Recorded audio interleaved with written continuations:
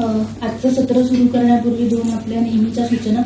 एक म्हणजे आपले फोन्स आपण सायलेंट मोडवर टाकावेत आणि दुसरं म्हणजे व्हिडिओ शूटिंग आपण आपल्या स्वतःच्या मोबाईलमध्ये करणार नाही आहोत, कारण जसं की आपल्याला माहिती आहे केंद्राच्या YouTube चॅनलवरती आपण हे सगळे व्हिडिओ सगळ्या व्याख्यानांचे टाकत असतो.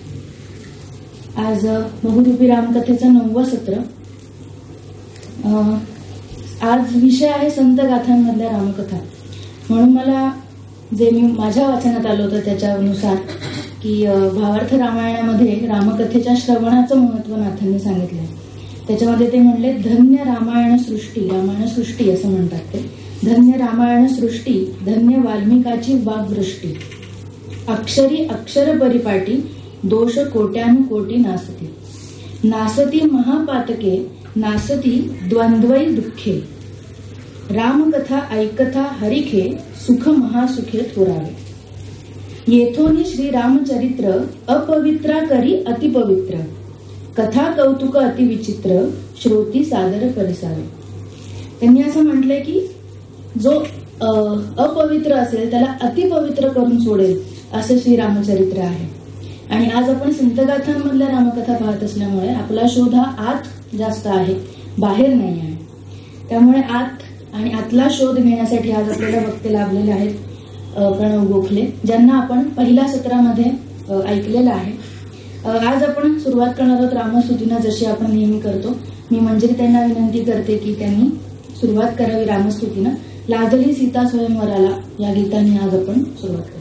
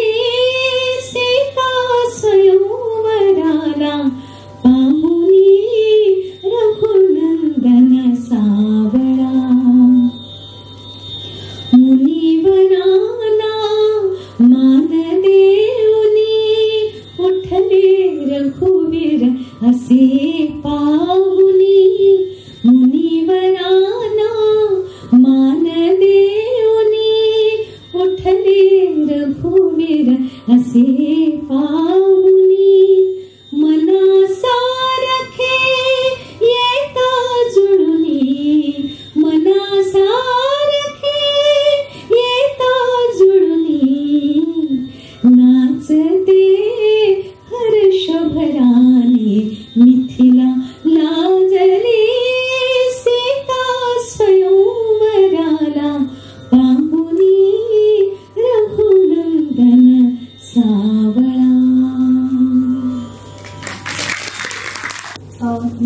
सत्राला लाभलेले व्याख्याते प्रणव गोखले यांना विनंती करते की त्यांनी मंचावरती यावं आणि वर्षाताईंनाही विनंती करते की या सत्राचं प्रास्ताविक त्यांनी करावं.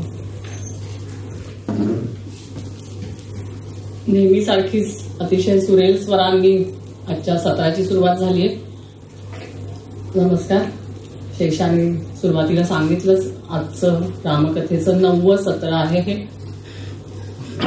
वेगवेगळ्या प्रांतातल्या, भारताच्या वेगवेगळ्या प्रांतातल्या आणि परदेशातही पोचलेल्या रामकथा आपण इतके दिवस ऐकत होतो आणि आज आता आपण महाराष्ट्राकडे, मराठीकडे वळतो आहोत. गेलं जवळजवळ 1.25 वर्ष आपली ही बहुरूपी रामकथा मालिका सुरू आहे आणि आजचं सत्र सोडून आणखी 2 सत्र एप्रिल आणि जून अशी या मालिकेतली असणार आहेत. या मालिकेची सुरुवातही प्रणव गोखल्यांच्याच व्याख्यानांनी आपण केली होती.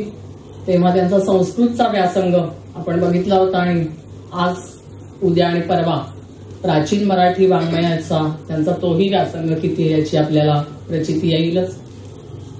त्यांची रसाळ वाणी, उत्तम अभ्यास आणि अतिशय सुरेख शिस्तबद्ध मांडणी विषयाची, या सगळ्याचाच प्रत्यय आता आपण या 3 दिवशी घेणार आहोत. त्यांच्या ऑनलाईन आणि ऑफलाईन या दोन्ही व्याख्यानांना श्रोत्यांची इतकी मागणी असते आणि उदंड प्रतिसाद असतो की आजही आपल्याला ते ऐकण्याची उत्सुकता आहेच. त्यामुळे जास्त काही न बोलता केंद्रातर्फे त्यांचे मनपूर्वक आभार मानते आणि त्यांचा सत्कार करून त्यांनी आजचं सत्र सुरू करावं अशी विनंती करते.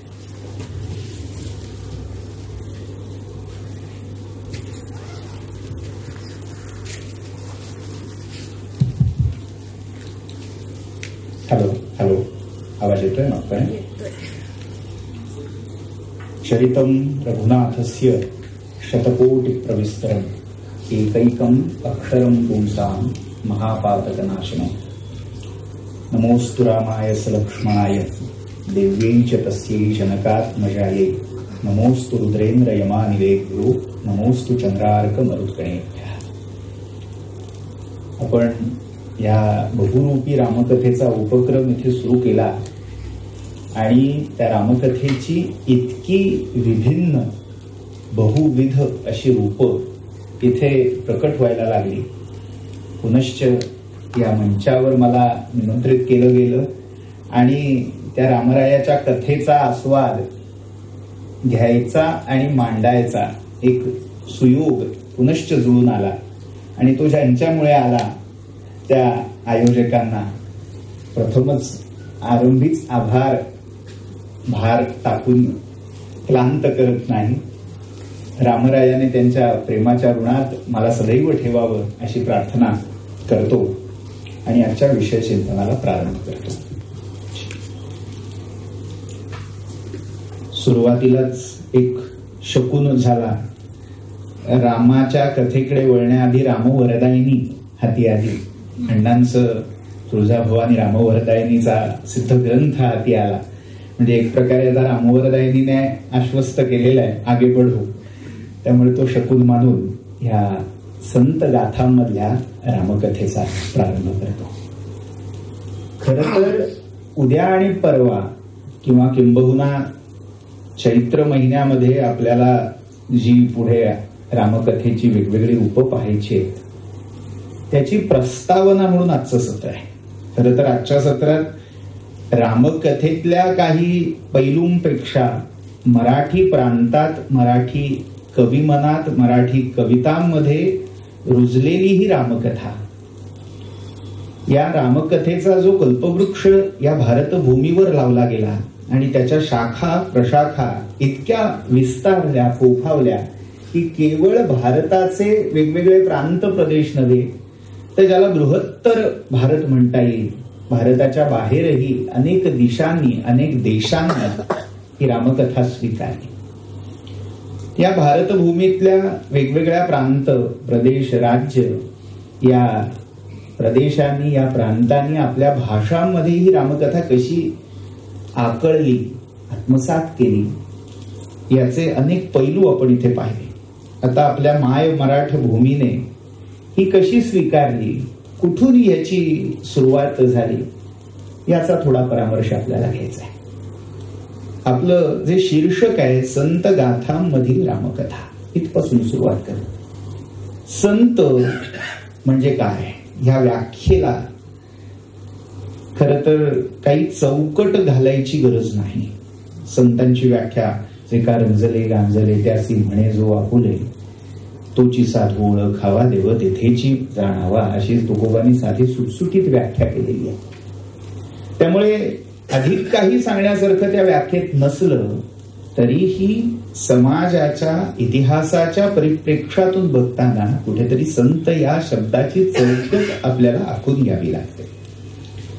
अगदी सामान्य सच्शील सदाचरणी भगवत भक्त त्या व्यक्तीला संत म्हणून चालत नाही, तर ज्याच्या मागे किंवा पुढे कुठेतरी सांप्रदायिक वलय आपल्याला दिसतं, शक्यतो साहित्य क्षेत्रामध्ये त्याचा संत म्हणून उल्लेख प्रकर्षाने केला जातो.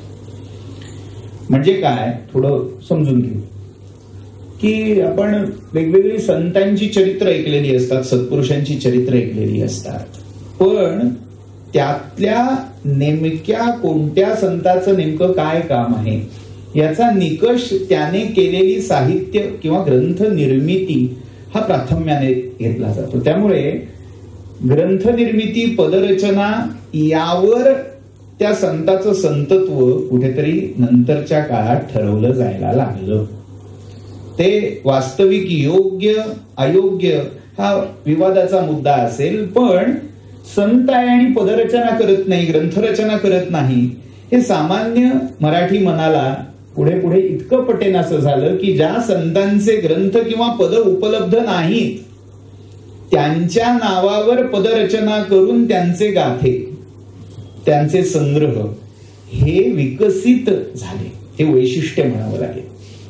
अनेक अशा संतांची चरित्र आपल्याला दिसतात ज्या संतांचे केवळ नामोल्लेख आहेत, केवळ नामोल्लेख, पण नंतर नंतर पाहायला लागलं तर त्यांची पदं आपल्याला मराठीत दिसायला लागतात. पण गमतीचा भाग असा, त्या मराठीचं जी रचना आहे त्यातली जी शैली आहे किंवा भाषा आहे ही खूप अलीकडची आहे हे आपल्याला दिसतं. म्हणजे अगदी उदाहरण द्यायचं झालं तर आपण ज्ञानोबा आणि नामदेव या दोघांचाही काळ सारखा मानतो, पण जर आपण ज्ञानेश्वरीमध्ये वापरलेली भाषा आणि नामदेवांच्या पदांमध्ये गाथ्यामध्ये असलेली भाषा याची तुलना केली तर ते बरंच विसंवादी दिसायला लागतं. म्हणजे नामदेवांची भाषा ही त्या काल अनुक्रमाच्या निकषावर खूप अलीकडची आहे असं वाटायला लागतं. त्याचं कारण काय, त्याची 3 कारणं सांगितली जातात. एक, सर्वसाधारण सर्वमान्य प्रक्षिप्त हे कारण सांगितलेलं, पण हे खऱ्या अभ्यासकाने न देण्यासारखं कारण आहे. म्हणजे खऱ्या अभ्यासकाने डायरेक्ट नवीन शैलीतला नवीन भाषेतला अभंग आहे, पद आहे म्हणून त्याला डायरेक्ट प्रक्षिप्त असं शीर्षक न लावता त्याचा आगापिछा थोडा तपासायची गरज असते. बरेच वेळा त्याचं दुसरं कारण असं असतं की जुने शब्द हळूहळू हळूहळू कात टाकल्यासारखे मागे पडत जातात आणि त्या जुन्या शब्दांची जागा भाषेत रूढ झालेले नवे शब्द घ्यायला लागतात. अगदी एक आता परिषदेमध्ये आलोय आणि प्रसिद्ध उदाहरण, या शब्द बदलाची जी कारणं दिलेली आहेत ती काही शब्द हे सभ्य आणि शिष्टाईच्या ज्या आधुनिक काळातल्या चौकटी आहेत त्याच्यामध्ये न बसणारे म्हणून वगळावेत. अगदी प्रसिद्ध उदाहरण, आचार्य अत्र्यांनी तुकोबांच्या अभंगातले असे आजच्या दृष्टीने अशिष्ट असभ्य वाटतील असे शब्द खूप छान बदलले. म्हणजे ते बदलणं योग्य का अयोग्य हा मुद्दा नाहीये इथे, पण ते बदलावे लागतात. कारण हळूहळू समाज मनामध्ये ते शब्द म्हणजे असभ्य, असंविधानिक म्हणून मग ते संत पण अशिष्ट असभ्य होते की काय अशी प्रतिमा, विपरीत प्रतिमा मनात तयार होऊ नये यासाठी हा सगळा शब्द भाषा संस्कार त्याच्यावर होणं गरजेचं असतं. नाही तर देऊ कासेची लंगोटी, तुकोबांच्या नाठाळाचे माथी हाणू काठी, ह्या पदातला कासेची हा शब्द बदलला गेलेला आहे, मूळ शब्द वेगळा आहे. जे सुज्ञ तज्ञ आहेत त्यांच्या माहितीचा असेल. या व्यासपीठावर उभं राहून तो उच्चारण योग्य नाही म्हणून मी फक्त संकेत करून सोडून देतो. तसं वेगवेगळ्या पिढ्यांमध्ये वेगवेगळ्या टप्प्यामध्ये या संतांच्या गाथ्यांमधल्या अभंगांवर संस्कार होत गेले, बदल होत गेला. याचा अर्थ अभंग बदलला गेला नाही, त्यातले काही शब्द बदलले गेले. हे एक दुसरं कारण आहे. आणि तिसरं कारण म्हणजे त्यातला आशय तेवढा लक्षात राहिला पण शब्द मागे पडले, त्यामुळे तोच आशय पुन्हा नव्या शब्दात सांगायची गरज वेगवेगळ्या कालाच्या टप्प्यात आल्यामुळे कोणीतरी एखाद्या विशेष विद्वान व्यक्तीने त्याची पुनर्नवसंस्करण ही तयार केली. त्यामुळे जेव्हा आपल्याला ही भाषा आधुनिक वाटते तेव्हा लगेच तो प्रक्षिप्त आहे. काही ठिकाणी प्रक्षेप असतातही. म्हणजे अगदी अनेक प्रभात युगामध्ये जे चित्रपट गाजले त्याच्यामध्ये आलेली अनेक पदं ही नंतरच्या कवींनी, सिद्धहस्त कवींनी लिहिलेली होती, पण ती इतकी चपखल बसली की ही म्हणजे त्या संताचीच रचना असली पाहिजे म्हणून अगदी कीर्तनातून मंदिरामधून गायली गेली अशी ती पद आहे. तर सांगायचा मुद्दा हा, संत गाथ्यांमधली रामकथा पाहताना आपण ह्या संत गाथा, संत रचनांचा जो कालाचा पट्ट आहे, जो एक पैस स्वीकारलेला आहे, तो कुठपासून कुठपर्यंत ते कुठेतरी डिफाईन होणं फार गरजेचं आहे. गंमत अशी आहे, हा मराठी प्रांतातला संत काळ हा इसवी सनाच्या 10व्या शतकापासून ते अगदी 19व्या शतकापर्यंत मानावा लागतो. त्याच्यामध्ये सांप्रदायिक धारणांचा जर विचार केला तर वारकरी संप्रदाय हा कुठेतरी तुकोबा किंवा निळोबांच्या पुढच्या संतांना संतत्वच देत नाही किंवा त्यांचं तितकं प्रामाण्य स्वीकारत नाही, पण तरीही एका संप्रदायाच्या मान्यतेवरून किंवा त्यांच्या सिद्धांतावरून बाकी सगळ्या वाङ्मयाला सामान्य वाचक किंवा संशोधकाला बाजूला टाकता येत नाही. त्यामुळे अगदी वारकरी संप्रदायामध्ये सुद्धा नंतर उदयाला आलेले अनेक संत कवी हे आपल्याला पाहावे लागतात. त्यामुळे जेव्हा आपण हा संत गाथांमधला रामकथेचा विस्तार पाहतो आहोत तेव्हा हा पट केवढा विशाल आहे, कुठपासून कुठपर्यंत हा पैस आहे हे आपल्याला लक्षात यासाठी घ्यावं लागेल की या 1 तासाच्या कालावधीमध्ये हा विषय आवाक्यात येण्यासारखा नाही. आता या संत या शब्दामध्ये जे अनेक संप्रदाय समाविष्ट झालेले त्यातला सगळ्यात पहिला कालदृष्ट्या प्राचीन मानला गेलेला संप्रदाय म्हणजे महानुभाव. हा संप्रदाय मानभाव, महानुभाव, महात्मा, जयकृष्ण, परमार्ग, भटमार्ग अशा वेगवेगळ्या नावांनी त्या काळात प्रसिद्ध झाला. पंचकृष्णांच्या विचारधारेवर आधारलेला म्हणजे या पंथासी आदिकारण दत्तात्रेय. या पंथाचा आदिकारण कोण, आदि प्रवर्तन कोणी केलं तर दत्तात्रेयांनी हा पंथ प्रचलित केला, प्रवर्तित केला. पण दत्तात्रेय हे आदिप्रवर्तक असले तरी मूळ हे द्वारकेचा रामहाटू श्रीकृष्ण हे ठरले. ही महानुभावांची आराध्य परंपरा आणि गुरु परंपरा ही कृष्णापासून सुरू झाली असं मानलं जातं. म्हणून पंचकृष्ण, त्याच्यामधला कृष्ण हा शब्द फार महत्वाचा ठरतो. पहिला द्वारकाधीश कृष्ण, त्यानंतर त्याचाच मार्ग सांगण्यासाठी झालेला दुसरा अवतार म्हणजे दत्तात्रेय अवतार. हे 2 दैवी दिव्य असे अवतार, पर आणि अवर असे पारिभाषिक संज्ञा त्याच्यात वापरलेल्या आहेत. आता त्यांच्यानंतर जे मर्त्यभूमीवर झालेले अवतार आहेत, सामान्य घरामध्ये झालेले अवतार आहेत, ते 3 अवतार म्हणजे सगळ्यात पहिले चक्रपाणी, ज्यांना चांगदेव राऊळ म्हणून ओळखलं जातं. दुसरे जे आहेत ते गोविंद प्रभू किंवा ज्यांना दुसरं गुंडम राऊळ म्हणून ओळखलं जातं. आणि तिसरे म्हणजे चक्रधर स्वामी किंवा चक्रधर महाप्रभू. हे 3 मुख्य इहलोकातले संप्रदाय प्रवर्तक म्हणून प्रसिद्ध आहे. आता मी हा सगळा विस्तार अशासाठी सांगितला की संत परंपरेचा विचार करताना त्यातल्या त्यात प्राचीन संप्रदाय कुठला, तर लिखित ग्रांथिक पुराव्यानुसार महानुभाव हा संप्रदाय आपल्याला मानावा लागतो. याचा अर्थ वारकरी संप्रदाय नंतर आला असं म्हणता येणार नाही.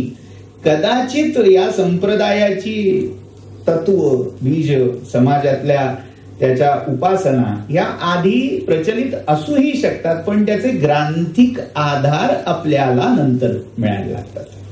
त्यामुळे आपण ग्रंथाधार हा इथे मुख्य मानलेला असल्यामुळे आपण महानुभाव असं मानतो.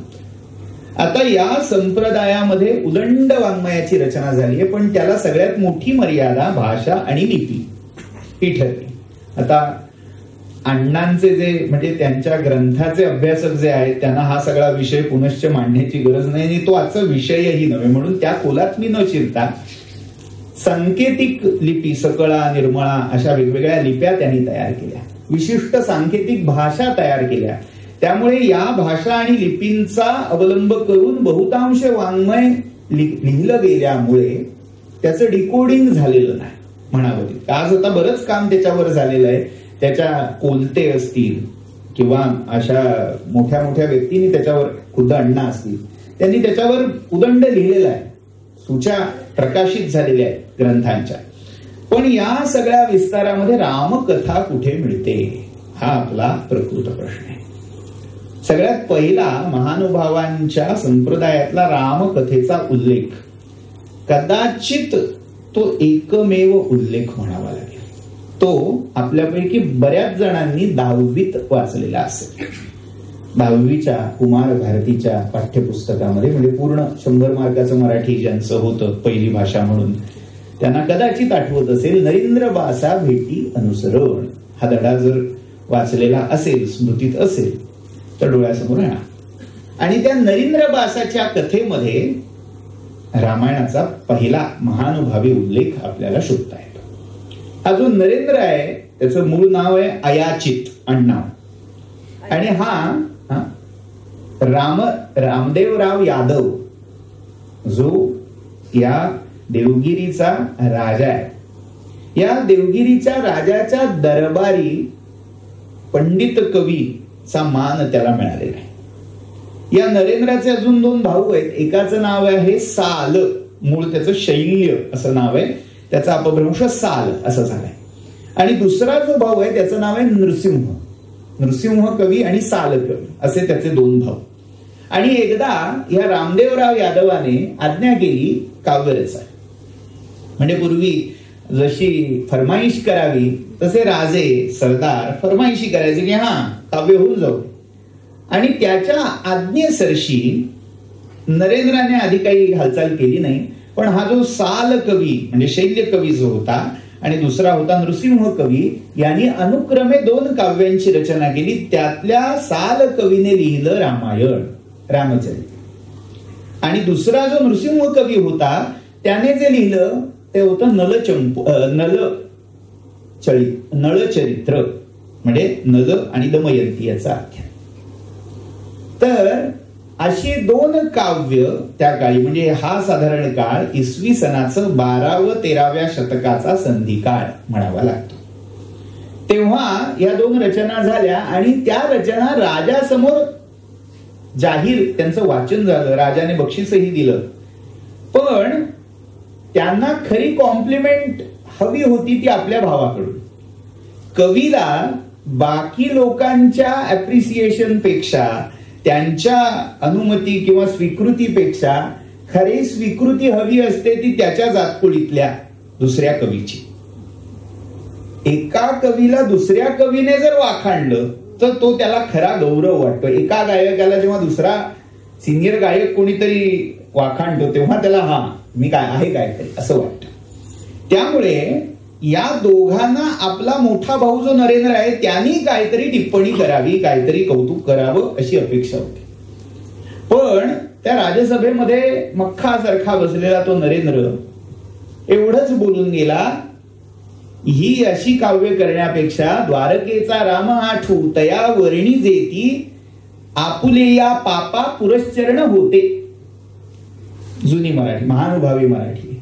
अर्थ असा, या अशा काव्य विषयांमध्ये आपल्या कविता खर्च करण्याऐवजी जर द्वारकेचा महाराणा जो कृष्ण आहे त्याचा चरित्र भाग, त्याची कथा तुम्ही वर्णिली असतीत तर तुमची केलेली पाप धुतली गेली असती. तुमचे या पापा पुरश्चरण होते.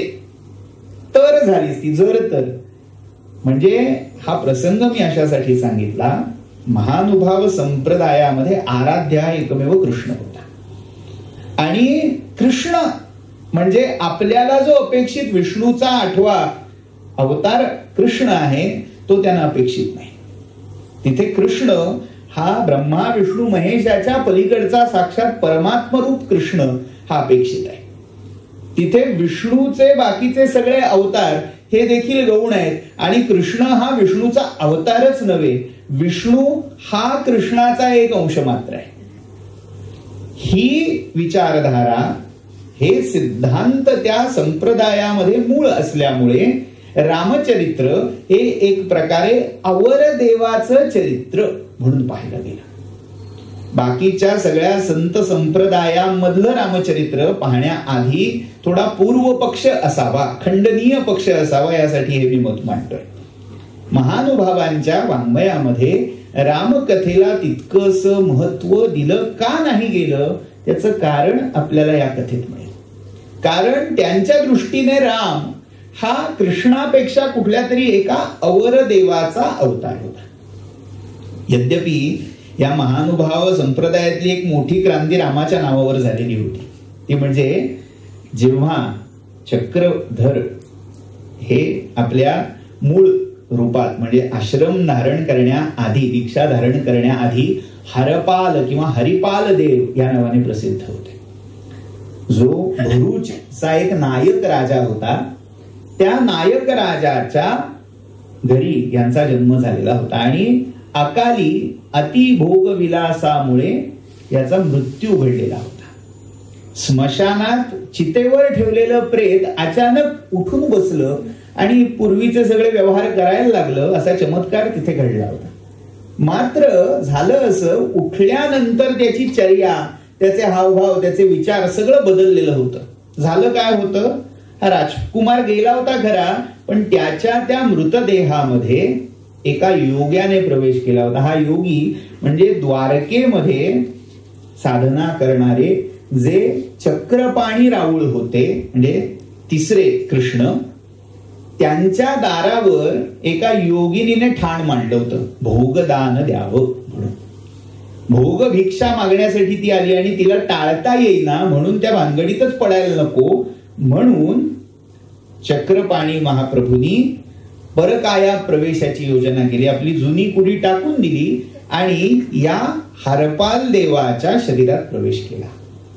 अयोगिक प्रवेश होता आणि त्या घटकेपासून हरपाल देवाचं पूर्व विलासी चरित्र लुप्त झालं आणि तो साक्षी भावनेने, म्हणजे दुसऱ्या घरात गेल्यावर जसा साक्षी भाव येतो, दुसऱ्याच्या घरात गेल्यावर चुका दिसतात, तसा त्याचा की आपण ह्या देहाने काय काय चुका केल्या असं नको करायला, असा विरक्त साक्षी भाव त्याच्या ठाई दिसायला लागला.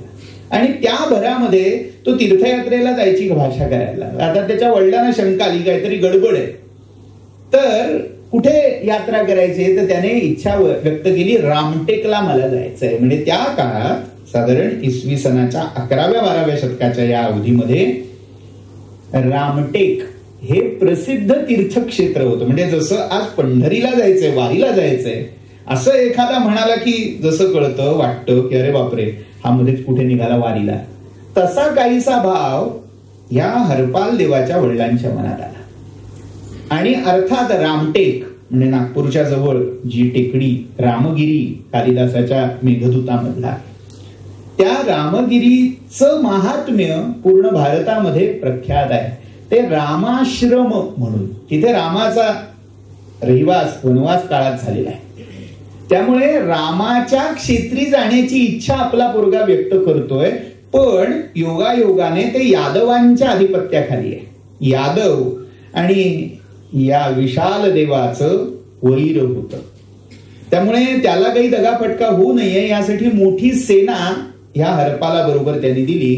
पण रामटेकला म्हणून म्हणजे रामाच्या दर्शनाला म्हणून निघालेला हरपाळ देव आपल्या सेनेला मागे टाकून जो बाहेर पडला, रामाचं दर्शन न करता रिद्धिपूरला गुंडम रावळांकडे गोविंद प्रभूंकडे जाऊन विसारला आणि पुढे मग चक्रधर या नावाने प्रसिद्ध झाला. म्हणजे पुनश्च महानुभाव संप्रदायामध्ये रामाचं क्षेत्र, रामाच्या पाऊलखुणा ह्या फार महत्वाच्या ठरतात.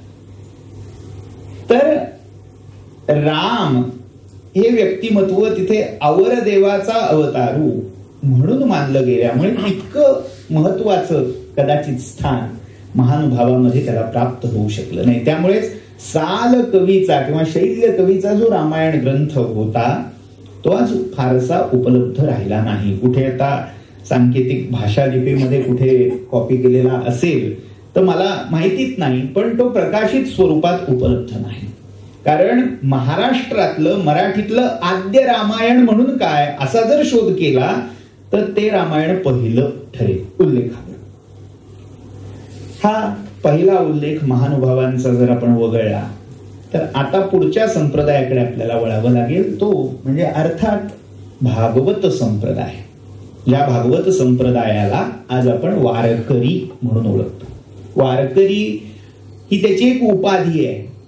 आणि जसं संस्कृतमध्ये 2 लक्षणं सांगितली जातात, एक स्वरूप लक्षण आणि एक तटस्थ लक्षण. तटस्थ लक्षण म्हणजे तात्पुरतं तात्कालिक केलेलं लक्षण. वारकरी हे त्यातलं तात्कालिक तटस्थ लक्षण आहे. जो विष्णू भक्त पांडुरंग भक्त वारी करतो, तीर्थयात्रा करतो त्याला वारकरी. वारी करणारा तो वारकरी. याचा अर्थ सगळे भागवत सगळे भगवत भक्त विठ्ठल भक्त वारी करतीलच असं नाही. त्यातले ठराविक जे नेमाने यात्रा करतात त्यांना वारकरी म्हणा. मग त्या वारकरी संप्रदायाचा सुद्धा जेव्हा आपण इतिहास पाहायला लागतो, विष्णू भक्ती पांडुरंग भक्ती विठ्ठल भक्ती याचे पुरावे आपल्याला यादव घराणं जे होतं, विशेषतः रामदेवराव यादव ह्यालाच पंढरी फड मुख्य म्हणून उल्लेखलेलं आहे. पंढरी फड म्हणजे पंढरंगे. आता विठ्ठल एक महासमूह आहे, काढून बघायला हरकत नाही. मी त्याही तपशिलात अधिक शिरत नाहीये. पण विठ्ठलाची भक्ती त्याही काळात सुरू होती आणि त्या भक्तीचा एक विशिष्ट संप्रदाय होता जो तिथे यात्रा करत होता, विठ्ठलाची उपासना करत होता. आणि पर्यायाने विठ्ठल हे विष्णूचं एक रूप आहे हे त्याच्या गृहीतकामध्ये त्याच्या मूळ सिद्धांतामध्ये नमूद केलेलं होतं. त्यामुळे आता विठ्ठल हे विष्णू रूप मानल्यामुळे विष्णूचे जेवढे अवतार आहेत मत्स्य कुर्म वराह आदी ते सगळे आपसूक या संप्रदायाला आराध्य ठरले. मूळ हा वैष्णवातला भागवत संप्रदाय. वैष्णवामध्ये प्राचीन 4 संप्रदाय सांगितलेले आहेत. पहिला आहे वैखानस जो वेदानुगामी आहे, दुसरा आहे पांचरात्र, तिसरा आहे भागवत आणि चौथा आहे सातवत. हे प्राचीनतम संप्रदाय वैष्णवातले. त्याच्या पुढचे जे नंतरचे झाले मग ते चतुःसंप्रदाय किंवा या वेगवेगळ्या शाखा त्यांना फुटल्या. पण त्यातला हा जो भागवत नावाचा संप्रदाय आहे त्या भागवत संप्रदायाच्या सिद्धांतामध्ये आपल्याला या वारकरी म्हणून ओळखल्या जाणाऱ्या संप्रदायाची सगळी सैद्धांतिक बीज पाहायला मिळतात. आगम किंवा पुराण म्हणतात. आता या सिद्धांतामुळे आपसूक विठ्ठलाची रूप विठ्ठलाचे अवतार म्हणून रामाला स्वीकृती मिळाली आणि कुठेतरी त्याचा संप्रदाय मंत्र म्हणून जो कलिसंतरणोपनिषदातला एक मंत्र होता त्याचा शॉर्ट फॉर्म प्रचलित झाला. थोडं एकदम मंडूकप्लुती वाटेल, एकदम कलिसंतरणोपनिषद काय आणि मग इकडे काय. कलिसंतरणोपनिषद हे एक नव्य उपनिषद आहे. जर काही श्रोते अगदी पहिल्या सत्रातलं आपलं जे उपनिषदातली रामकथा ह्या सत्राला आलेले असतील तर आठवत असेल कदाचित. तर त्यात कलिसंतरण उपनिषद हे नव्य उपनिषद आहे. काही प्राचीन उपनिषद असतात, काही नव्य उपनिषद असतात. त्यातलं हे जे नव्य उपनिषद आहे त्याच्यामध्ये कलिकाळाचा प्रभाव दूर करण्यासाठी म्हणून 32 अक्षरी द्वात्रिंशत म्हणजे 32 अक्षरी महामंत्र सांगितलेला आहे. एकेका ओळीत 16 अनुष्टुप. हरे राम आपण जो आरतीत शेवट म्हणतो तो त्या कलिसंतरण उपनिषदामध्ये आलेला मंत्र आहे. आणि या मंत्रामध्ये 3 देवता किंवा 3 विशिष्ट नावं सांगितलेली आहेत. हरे, राम, कृष्ण. आता हा जो महामंत्र मानलेला आहे त्यातली ही 3 मुख्य नावं वारकरी संप्रदायामध्ये स्वीकारली गेली आणि क्रम बरोबर उलटा केला गेला. राम, कृष्ण, हरी.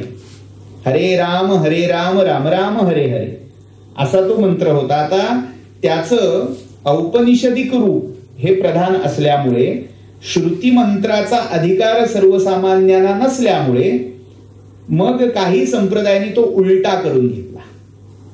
म्हणजे अगदी उत्तम उदाहरण म्हणजे आजचा इस्कॉन मध्ये हा मंत्र उलटा म्हटला जातो. हरे कृष्ण हे पहिल्यांदा म्हटलं जातं आणि हरे राम हे पद हा चरण दुसरा म्हटला जातो.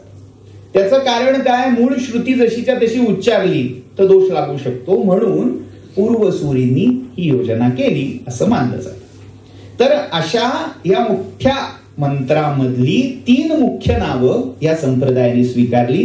राम, कृष्ण, हरी. आणि या स्वीकारलेल्या नाममंत्राबरोबर आपसुक या 3ही नामांची जी मूळ रूप होती ती मूळ रूप या संप्रदायाने जशीच्या तशी आराध्य रूपात स्वीकारली. म्हणजे काय? राम जसा होता तसा स्वीकारला, कृष्ण जसा होता तसा स्वीकारला आणि त्या दोन्हींचं मूळ रूप म्हणून एकतर विष्णू किंवा विठ्ठल यांना तिसरं मानलं गेलं. आता गमतीचा भाग म्हणजे त्याच्यातही स्वीकारताना कसं काय युक्ती काय कृत्या योजल्या जातात. एकच तत्व आहे मात्र त्या एकाच तत्वाची हीच 3 नामं घेण्याचं कारण काय याचाही एक सैद्धांतिक विचार केला गेला. उगीच रॅन्डमली घेतली आणि रूढ केली असं दिसत नाही. त्यासाठी त्यांनी काय वापरलं? ब्रह्माची जी 3 लक्षणं उपनिषदात दिलेली आहेत सत, चित आणि आनंद. तर त्यातलं जे आनंद हे रूप आहे त्याचं प्रतीक म्हणून राम, रम हा धातू आहे रमणे अशा अर्थी. म्हणून आनंदाचं प्रतीक काय? तर राम. दुसरं आहे चित. चित म्हणजे चेतना, चित म्हणजे ज्ञान, चित म्हणजे अखंड ज्याच्यात गतिशीलता गतिमानता आहे असं तत्व ते अर्थात कृष्ण जे सगळ्यांना नाचवत आहे.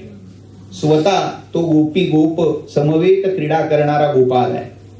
आणि शेवटचं जे सत मूळ अस्तित्व आधार सगळ्याचा हे जे तत्व आहे ते अर्थात हरी. त्यामुळे सच्चित आनंद उलटे करून राम, कृष्ण, हरी ही संकल्पना वारकरी संप्रदायाने स्वीकारली. मग या बरोबरीने जे नाम आहे जे रूप आहे त्या नाम आणि रूपा बरोबरीने त्यांची चरित्र ही देखील तितकीच पूज्य मानली गेली. म्हणजे आपण चरित्र कथा ऐकतो त्या मनोरंजनाचा विषय, साहित्याचा विषय किंवा काहीतरी नवीन तत्वज्ञान कळतंय ह्या आविर्भावात ते सगळं ऐकतो. पण या संप्रदायांनी नाम, रूप आणि कथा या तिघांनाही समान दर्जा दिलेला आहे. म्हणजे काय? कथा म्हणजेच भगवंत आहे, नाम म्हणजेच भगवंत आहे, रूप म्हणजेच भगवंत आहे. त्याच्यात कुठेही तरतम नाही. म्हणजे आपल्याला इथे महाराष्ट्रामध्ये या रूढ झालेल्या भागवत वारकरी संप्रदायांनी नेमकं काय गृहीतक किंवा काय समीकरण मांडलं तर कथा म्हणजे मनोरंजनाचं साधन, प्रबोधनाचं साधन म्हणून नव्हे तर ते साक्षात परमात्म्याचं एक रूप म्हणून ती कथा तिथे स्वीकारली गेली. त्यामुळे आपल्याला तुकोबांच्या काय नामदेवांच्या काय अनेक पदांमध्ये हा उल्लेख मिळतो की हरिकथेला बसलेलं असताना बाहेर उठून जाऊ नये. काळजी करू नका, मी काय तुम्हाला ते सांगत नाहीये. जो सांगणाराही तितक्या प्रतीचा असायला लागतो ना. एखादा सत्पुरुष जेव्हा ती हरिकथा करतोय, रामकथा करतोय, कृष्ण कथा करतोय तेव्हा तो कथेचा रस म्हणजे साक्षात ती कथा हा परमात्मा आहे. आणि त्या परमात्म्याला टाकून जर कोणी बाहेर गेलं ते जन फावती यमा लागी, तुकोबांचे शब्द आहेत की जे कथा सोडून विन्मुख होऊन बाहेर जातात त्या आयते यमाच्या काळाच्या मृत्यूच्या तोंडी जातात. हे कुठनं आलं तर मूळ गृहीतक हे आहे नाम, रूप आणि कथा या तिन्हीही एकात्म आहेत. आता एवढं सगळं जरा तत्वविवेचन झाल्यावर आपल्या रामकथेवर यायचंय. आपण रामकृष्ण हरी म्हटलं, त्यातली कृष्ण कथा ही प्रायः प्रत्येक संताने सांगितली. म्हणजे ज्यांच्या ज्यांच्या मुख्य गाथा, आता सामान्य शब्दप्रयोग आपण गाथा असा करतो, पण वारकरी संप्रदायामध्ये तो गाथा आहे, आपण ती गाथा म्हणतो. दोन्ही शास्त्रसंमतच आहे. ती गाथा म्हणण्यामागे वैदिक किंवा संस्कृतचा प्रभाव, त्याचा एक संस्कार आहे. संस्कृत किंवा प्राकृत भाषेमध्ये गाथा हे एक छंदोरूप किंवा वृत्त मानलेलं आहे. आणि ते कसं आहे, ज्याला आजच्या भाषेत मुक्त छंद म्हणू शकतो.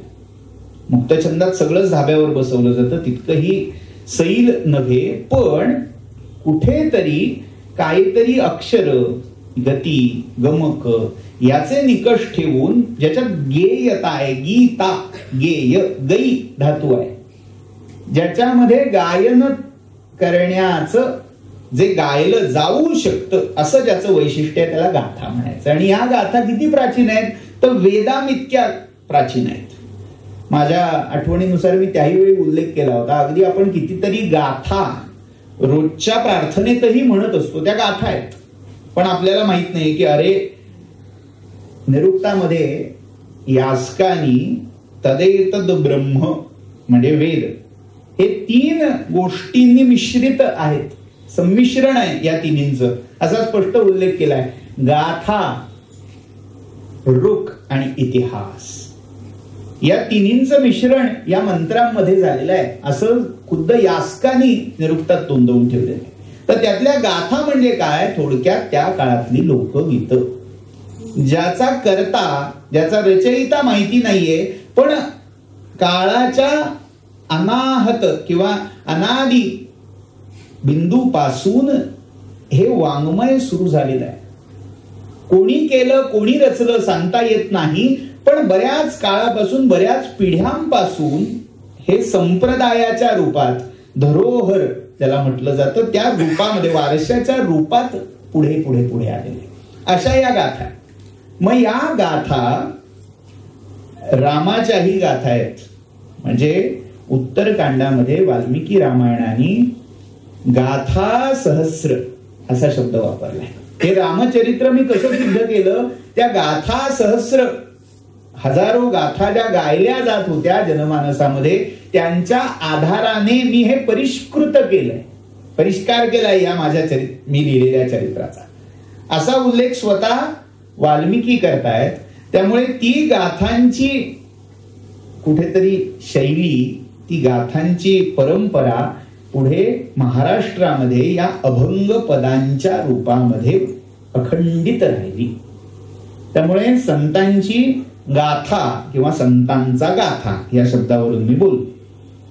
आता या गाथांमध्ये सगळ्यात प्राचीन गाथा कोणाच्या मिळतात तर कालानुक्रमाचा पुन्हा जर आपण विचार केला, तर्क लावला, तर सगळ्यात प्राचीन गाथा ही नामदेवांची मानावी लागते. कारण वयाच्या दृष्टीने नामदेव हे ज्ञानेश्वरांपेक्षा, निवृत्तीनाथांपेक्षाही ज्येष्ठ आहेत. आणि अर्थात अगदी बालपणापासून यांचा काव्याचा, अभंग रचनांचा व्यासंग होता, असा आपल्याला नामदेव चरित्रामध्ये अनेक वेळा उल्लेख मिळतो. यावरून आपण जर असं गृहीतक मानलं, स्वीकारलं की आज मितीला जो नामदेव गाथा आपल्याकडे उपलब्ध आहे त्याच्यामधली पद ही अगदी पहिल्यापासून नामदेवांनी रचलेली आहेत, तर सगळ्यात ज्ञानदेव निवृत्तीनाथांच्याही आधीच हे गाथा वाङ्मय म्हणजे नामदेवांचं मानावं लागेल.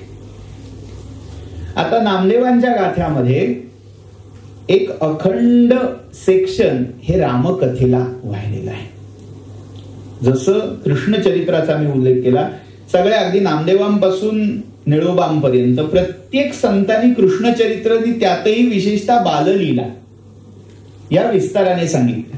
आता तेच मांडण्यामागचं कारण काय, म्हणजे त्याच्या मागे थोडा एक सामाजिक, नैतिक आणि धार्मिक हा विचार पाहावा लागतो. उत्तर भारताचा जर आपण इतिहास पाहिला, उत्तर भारतातल्या जर आपण धार्मिक धारणा, कल्पनांचा विचार केला तर तिथे दोन प्रवाह वैष्णवांमध्ये झालेले आपल्याला दिसतात. त्यातला एक प्रवाह आहे कृष्ण उपासक आणि दुसरा आहे अर्थात रामोपासक. दक्षिणेमध्ये अजून एक संप्रदाय शिल्लक होता, तो म्हणजे नारायणोपासक, मूळ विष्णूचं, नारायणाचं आराधन करणारे, म्हणजे शेषशाही, अनंतशयन किंवा श्रीनिवास या रूपात पोचणारे. पण उत्तर भारतामध्ये या रूपापेक्षा अधिक लोकप्रिय झालेली दोन रूप म्हणजे राम आणि कृष्ण होती. हरी खाली राहिला होता. तर रामोपासनेमध्ये अग्रगण्य झालेलं नाव उत्तर भारतातलं त्या काळातलं होतं हे स्वामी रामानंदाचार्य. आणि कृष्ण उपासनेमध्ये त्या काळात प्रचलित झालेलं सगळ्यात मोठं नाव म्हणजे आचार्य निंबार्क.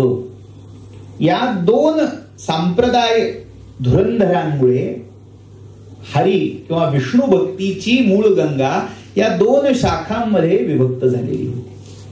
वृंदावन, व्रजभूमी किंवा थोडा वायव्य भारत असं म्हणता येईल, म्हणजे त्यात पंजाब आहे, राजस्थान आहे किंवा अगदी गुजरात पर्यंत ती रेषा आणता येईल. या सगळ्या प्रांतामध्ये कृष्ण भक्तीचं लोण अधिक पसरलेलं होतं. आणि त्यातल्या त्यात जो भाग उत्तर प्रदेश, बिहार, छत्तीसगड, मध्य प्रदेश या भागामध्ये कृष्ण भक्तीपेक्षा रामभक्ती ही अधिक दृढमूल झालेली होती.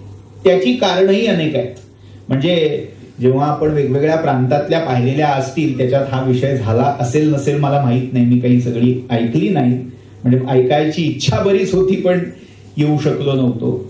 त्याच्यामध्ये झाला असेल तर पुनरावृत्ती किंवा अभ्यास म्हणून कृपया तुम्ही तो विचार घेऊ शकता, अन्यथा सोडून देऊ शकता. मुद्दा असा आहे, या दोन आचार्य म्हणजे निंबार्काचार्य आणि रामानंदाचार्य ही दोन व्यक्तिमत्व त्या काळात इतकी प्रभावी ठरली की त्यांच्या संप्रदायामध्ये विष्णूचा अवतार म्हणून राम किंवा कृष्ण या कल्पना इतक्या फिक्या होत गेल्या, मागे पडत गेल्या की राम म्हणजेच परब्रह्म, कृष्ण म्हणजेच परब्रह्म या धारणा पुढे आल्या. त्यामुळे रामानंदाचार्यांचा जो मूळ श्री संप्रदाय रामानुजांपासून प्रवर्तित झालेला त्याच्यामध्ये रामोपासनेची स्वतंत्र धारा म्हणून त्यांना नावही नंतर रामायत किंवा रामावत असं पडलं. आणि या संप्रदायांनी पुढे अनेक वेगवेगळ्या रामायणांची रचना केलेली आहे. म्हणजे आता मला आठवत नाही, आनंद रामायण, अध्यात्म रामायण ही दोन झालेली असतील. आनंद रामायण आणि अध्यात्म रामायण ही रामानंदाचार्यांच्या संप्रदाय किंवा त्याच्या तत्वज्ञानावर आधारित ही रामायण आहे. म्हणजे संप्रदाय आधी होता का हे रामायण आधी होतं हा कदाचित विवादाचा मुद्दा होऊ शकेल, पण त्या संप्रदायाचा अनुबंध या दोन रामायणांशी आपल्याला दिसतो. म्हणजे त्यामध्ये रामं विद्धि परम ब्रह्म सच्चिदानंद मद्वयम, तो विष्णूचा अवतार म्हणून नाही, तो साक्षात परब्रह्म परमात्मा आहे हीच धारणा त्यांनी जपली. आता या दोन परंपरांचा महाराष्ट्रावर झालेला प्रभाव आपण पाहिला. आता महाराष्ट्रावर कसा प्रभाव झाला असेल असा मोठा प्रश्न आपल्याला पडतो. कारण त्यावेळी काही दळणवळणाची इतकी साधनं सवंग आलेली नव्हती की मोबाईल मधनं इकडनं पोस्ट पाठवली तिकडे रिसिव्ह झाली आणि झाला आमच्या तत्वज्ञानाचा प्रचार प्रसार. इतकं सोपं नक्कीच नव्हतं. त्यावेळी अनेक तीर्थ क्षेत्र यात्रा करणारी ही मंडळी जी इकडून तिकडे जात होती तिकडून इकडे येत होती, म्हणजे विशेषतः काशी, गया, प्रयाग त्रिस्थळी यात्रा करणाऱ्या किंवा उत्तरेतले अनेक यात्रिक जे रामेश्वर, श्रीरंगम या क्षेत्राच्या यात्रा करायला खाली येत होते, त्यांच्या बरोबर ही तत्व, या कथा, या धारणा यांचा विस्तार आणि प्रवास दोन्ही होत होता. जेव्हा ही मंडळी खाली येत होती, आता त्या काळचा एक प्रघात होता की आपल्या गावात कोणी असा पथिक आला, रामेश्वरचा यात्रिक आला की त्याचा परामर्श घ्यावा, त्याची संभावना करावी. म्हणजे काय, त्याला जाऊन भेटावं, त्याला काय हवं नको ते द्यावं, अतिथी देवो भव अशाही पद्धती.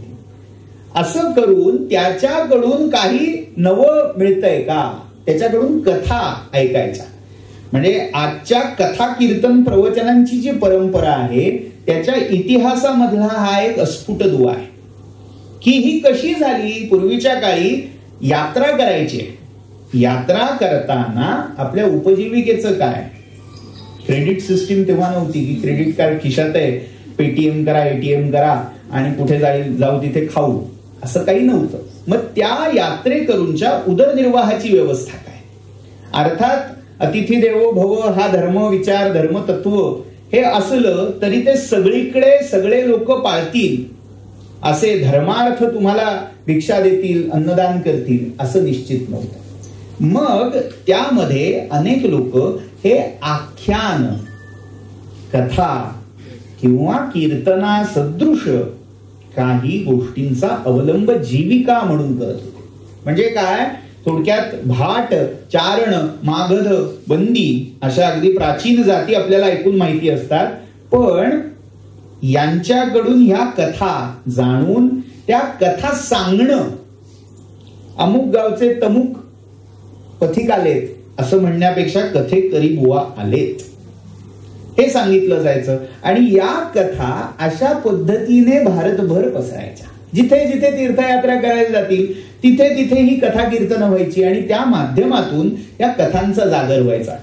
आणि यातलं फार वैशिष्ट्यपूर्ण आपल्याला लक्षात ठेवण्यासारखं काय, तर जी अभिनव कथा योजना असेल, आपल्याला सामान्य रामायणाची चौकट माहिती आहे.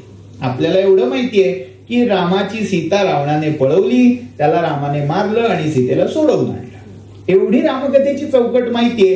पण या चौकटीच्या बाहेर जाऊन सीतेने पण एका रावणाला मारलंय अशी कथा मिळाली ही स्वाभाविक माणसाची प्रवृत्ती आहे. नवं काही बघायला मिळालं म्हणजे सोशल नेटवर्किंग मध्ये हा फार महत्वाचा मुद्दा, आज कळीचा मुद्दा झालेला आहे की विपरीत काहीतरी मांडायचं, जे प्रवाहाच्या उलट जाणार असेल असं विधान करायचं की आपसूक लोकांची नजर त्याच्यावर खेळते, अरे बापरे असं पण आहे.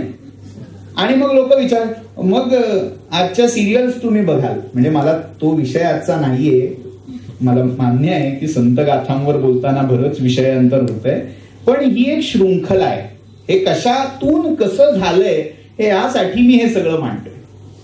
आजही रामायण, रामानंद सागरांचं रामायण आपण पाहतो, जास्तीत जास्त टू द पॉइंट, ग्रंथाधार कसा असावा, कसं व्हॅलिडेशन असावं याचं उत्तम उदाहरण. पण हे जेव्हा त्या रामायणानंतर आलेली आजची किमान 50 रामायण सिरियल्स किंवा पिक्चर रूपातली, प्रत्येक रामायणाने हा विचार केलाय, रामानंद सागरांनी हे दाखवलंय, ह्याच्यापेक्षा मला काय वेगळं दाखवतंय.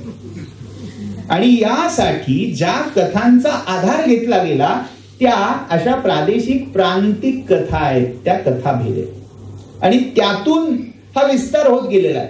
म्हणजे वाल्मिकीनी आपल्या रामायणात ती भले सांगितलेली नसेल, पण एखादा पथिक त्या कथेला आपला माल मसाला लावून लावून लावून जेव्हा सांगतोय तेव्हा बरेच वेळा असा प्रश्न पडतो की अरे ही कथा आली कुठून, जी रामायणाची मूळ 4 संस्करणं मानली जातात त्या संस्करणामध्येही न मिळणाऱ्या कथा या वाङ्मयामध्ये, गाथांमध्ये आपल्याला दिसायला लागतात. तेव्हा प्रश्न पडतो हे आलं कुठून. त्याचं उत्तर हे आहे की अशा या लोकगाथा, लोकगीतांच्या किंवा लोककथांच्या माध्यमातून लोकरंजनासाठी किंवा काही नैतिक उपदेश तात्कालिक नैमित्तिक स्वरूपात सांगण्यासाठी म्हणून उपयोजित रामकथा, उपयोजित कृष्णकथा, उपयोजित हरिकथा या सांगितल्या जात होत्या. आणि त्या उपयोजित म्हणजे अप्लाइड रामकथा, की तुम्हाला काही तत्व सांगायचंय त्यासाठी रामकथेचा आधार घ्यायचा आणि सांगायला सुरुवात करायची. हा भाग वाढत गेला. त्यामुळे आपल्याला याची जी काही वेगवेगळ्या पदरातली, वेगवेगळ्या ढंगांची ही रामकथा रूपं दिसतात त्याचं मूळ इथे. संत गाथांमध्ये आपण जेव्हा नामदेव गाथाचा विचार करतोय तेव्हा नामदेव गाथामध्ये मूळ वाल्मिकी रामायणापेक्षा काही वेगळ्या कथा येतात. कुठून येतात प्रश्न आला. आनंद रामायणाचा काही आधार घेतला असं म्हणता येईल, पण मग प्रश्न येतो की नामदेवांनी आनंद रामायण वाचलं होतं का, त्यांच्यापर्यंत पोचलं होतं का? कारण जर त्याचा काळ आचार्य असं मानलं तर उत्तर भारतामधल्या विशेषतः साकेत म्हणजे अयोध्या, प्रयागराज, चित्रकूट या भागामध्ये रामानंदांचं वर्चस्व आहे, तिथे प्रभाव आहे आणि तिथे हे आनंद रामायण गायलं जात आहे, म्हटलं जात आहे, पारायण केलं जात आहे. आणि ते आनंद रामायण दक्षिणेतल्या किंवा मध्य भारतातल्या पश्चिमेच्या या कुठल्या तरी एका सोलापूर पंढरपूरच्या भागात विसावलेल्या यःकश्चित सवर्ण म्हणता येणार नाही अशा 18 पगड बलुतेदार, त्याच्यापैकी एक अशा बलू त्यातल्या व्यक्तीच्या रचनांमध्ये याव्यात. ह्याच्यामध्ये त्या व्यक्तीचा कमीपणा नाहीये, ती व्यक्ती महनीयच होती. पण जर सामाजिक स्टेटस पाहिलं, सामाजिक चौकट पाहिली तर त्यांना किती महत्व होतं तर म्हणता येणार नाही. तितकं फार आदरणीय असं व्यक्तिमत्व किंवा घराणं म्हणता येणार नाही. त्यांच्या गुणांनी, त्यांच्या कर्तृत्वानी ते महनीय पूजनीय निश्चित झाले, पण कौटुंबिक पार्श्वभूमी महनीय पूजनीय अशी निश्चित नव्हती. त्यामुळे होतं काय, या नामदेव गाथ्यामध्ये येणाऱ्या या कथा आनंद रामायणातून आल्या असं म्हणवत नाही, कारण कदाचित तो दुवा आज आपल्याला दाखवता येणार नाही. मग त्या कथा इकडे आल्या कशा इथे जिरल्या मुरल्या, तर त्याचं कारण, त्याचं मूळ प्रयोजन हे या लोकगाथा लोकगीत हे म्हणावं लागतं. मग काय फरक दिसतो आपल्याला? उदाहरण द्यायचं झालं तर काही अभंगांच्या नामदेव गाथेतल्या ओळी इथे उद्धृत करतो.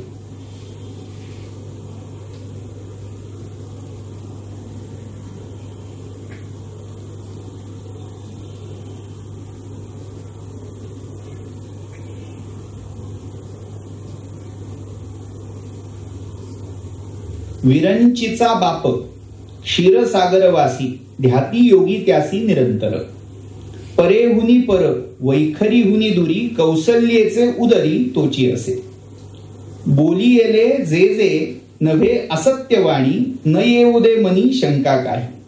माझे हे संचित धन्य धन्य आता, पाहिन मी कांता लक्ष्मीच्या. धन्य धन्य अयोध्येचे झाले लोक, वैकुंठ नायक पाहतील. त्रैलोक्यात धन्य तुची एकनरूपा, नामयाच्या बापा पाहशील.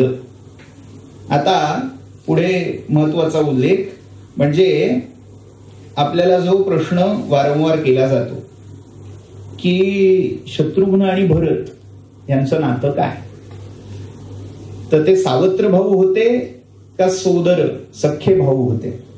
तर त्याचं महाराष्ट्रातलं प्रचलित सगळ्यात पहिलं शाब्दिक किंवा वाङ्मयीन रूप उल्लेख हा नामदेव गाथ्यातला आहे. नामदेव गाथ्यामधल्या म्हणजे जर सरकार शासकीय प्रत जर काढून बघितली तर रामचरित्रपर जवळजवळ 50 अभंग नामदेव महाराजांचे आहेत. त्याच्यात काढून बघा. जर आणखीन नाही आम्हाला आता पाहायचे आहेत तर मी आणलेले आहेत ते नंबर तुम्हाला पाठवून देतो, ते काढून बघा. तर त्यामध्ये हा उल्लेख मिळतो की कैकईला सगळ्यात शेवट वाटा दिला गेला आणि तो वाटा तिला नको झाला म्हणून ती रुसून बसली, तो घारीने नेला आणि मग हातचं गेलं म्हणून कैकईसाठी कौसल्या आणि सुमित्रा यांनी एक एक आपल्या पायस प्रसादामधला भाग तिला दिला, त्यातून तिला जुळं झालं. वाल्मिकी रामायणामध्ये जो उल्लेख आहे तो इतका सुटसुटीत आहे की कौसल्या ही ज्येष्ठ पत्नी आहे, ती धर्मपत्नी आहे. गमतीचा बघा, म्हणजे शाब्दिक अर्थविचार जर आपल्याला करायचा झाला तर आज पटकन सगळेजण ही धर्मपत्नी आहे माझी असं म्हणतात. याचा अर्थ अर्थपत्नी, कामपत्नी अशा असू शकतात. धर्मपत्नी हा शब्द प्रयोग का रूढ झाला? धर्मार्थ पत्नी. धर्माचरणासाठी धर्मेच अर्थेच कामेच नाती चरामी हे करण्यासाठी धर्माच्या आज्ञेने, ज्येष्ठांच्या आज्ञेने जिचं पाणी ग्रहण केलं गेलंय ती ज्येष्ठ ही धर्मपत्नी, आणि नंतरच्या बाकी सगळ्या ज्या आहेत त्या एक प्रकारे अर्थपत्नी किंवा कामपत्नी आहेत.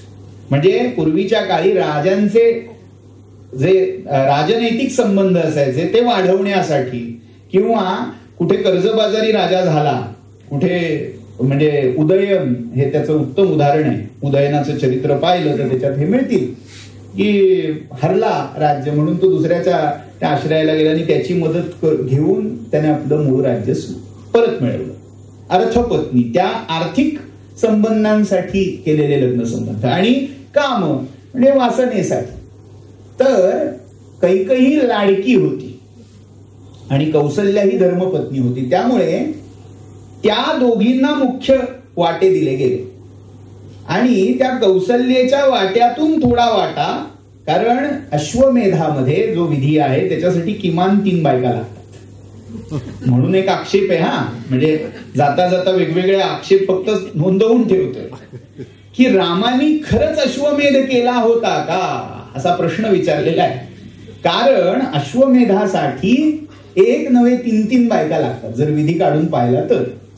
असो, त्या तपशिलात आपल्याला शिरायचं नाहीये, पण कसं शास्त्र आणि रूढी ह्याचा समन्वय साधून किंवा त्याला मोघम ठेवून जनभावना जनश्रद्धेला छेद न देता संत सुवर्ण मध्य गाठतात, त्याचं उदाहरण आहे. आता नाथांच्या भावार्थ रामायणात हे सगळं आपल्याला पुढे दिसतं, पण कुठेतरी त्यांच्यापर्यंत येण्यासाठी जो पहिला कोणीतरी करता संप्रदाय मार्ग प्रवर्तक ठरला तो नामदेवांचा हा अभंग म्हणावा लागेल. जिथे त्या पायस प्रसाद घारीने तो नेला हा तिथे पहिला उल्लेख आहे. मग मारुतीच्या जन्माविषयीची उत्तरकांडातली मूळ कथा ही देखील आज शिष्ट सभ्य समाजाला तितकी पटकन पचेल अशी नाही. त्यामुळे मग तोही प्रवाद काढून एक लोकसंमत मार्गाने सभ्य शिष्ट अशा कल्पनेतून हा पायस प्रसाद घारीने पळवून तो अंजनीच्या ओटीत टाकला आणि मग ही कथा. ह्या सगळ्या आपल्याला कुठेतरी नामदेव गाथ्यामध्ये नोंदवलेल्या आहेत. त्यामुळे जो गोंधळ होतो की नेमका शत्रुघ्न कोणाचा, कैकेयीचा का सुमित्रेचा, तो प्रश्न पडण्याचं कारण म्हणजे मराठीमध्ये आलेल्या या रामकथा. मूळ वाल्मिकी रामायणाचा जरी आधार नसला तरी आनंद रामायणातले काही उल्लेख किंवा त्या लोकपरंपरेतनं आलेल्या या कथांचे उल्लेख या गाथ्यांमधल्या उल्लेखाचा मूळ असा म्हणून आपल्याला पाहता येईल. म्हणजे इथून खऱ्या अर्थाने रामचरित्र गायला महाराष्ट्रामध्ये सुरुवात झाली. पुढे निवृत्तीनाथ, ज्ञानदेव, सोपान, मुक्ताई यांच्या वाङ्मयाचा जर आपण धांडोळा घेतला तर पद गाथा म्हणून जो आहे त्याच्यात रामनामाचं महात्म्य सांगितलेलं आहे. रामनाम महात्म्य मग वाल्याकोळी उद्धरला वगैरे वगैरे जे सामान्य कथाभाग असतात ते सगळे त्यात येतात, पण रामचरित्र म्हणून फार सांगितलं गेलं नाही.